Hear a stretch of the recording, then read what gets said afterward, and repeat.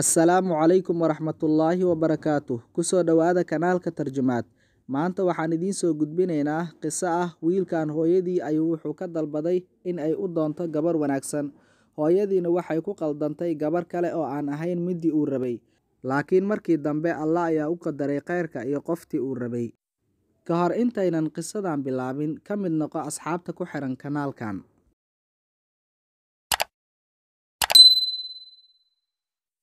Gabar diin iyo dabeecad u saaxiib ah way tukataa quraanka ayayna xifdisaa wayna ku dadaashaa si ay u raaligeliso Allihii abuuray.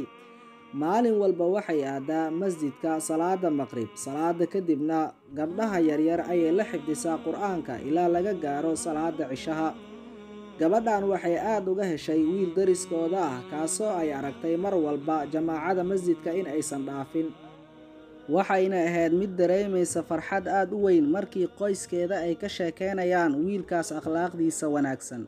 Gabadha hooyadeeda ayaa waxay dareentay gabadheeda inay aad uga heshay wiilka hooyadiisana waxay ka maqashay in wiilkeeda uu qurbaha safar u yahay. Markii qurbaha jawigiisa uu fahmana gabar wadankiisa in loo dooni doono.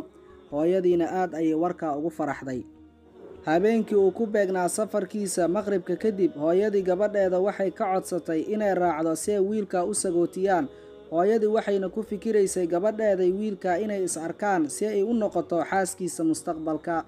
Laakiin gabadha xishaadkeeda ayaa u diiday, waxayna hooyadeed ku tiri ma awooda inaan ka tago cashirka xifdintiisa si aan wiilka u sagootino amaba aan is aragno sida aad ku fikiraysid.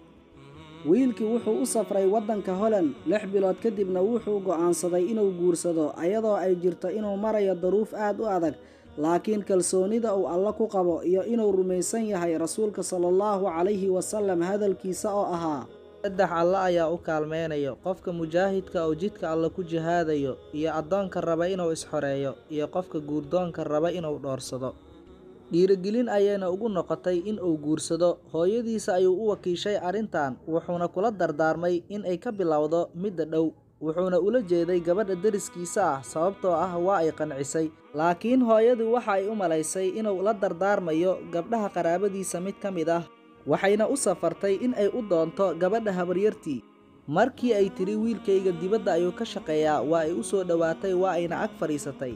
Hooyadii markii ay weydiisay oo ay tiri guurka markii uu dhaco kadib ma ogolaanaysaa inaad Uganda kula noolaato.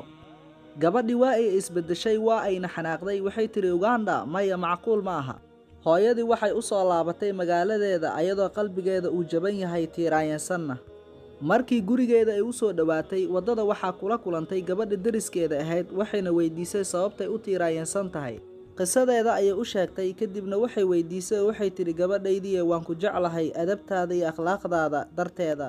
Ma aqbalaysaa in wiilkayga uu ku guursado aad kula noolaato Uganda? Gabadhii way dhoola cadaysay waxayna tiri waan aqbalayaa hooyo.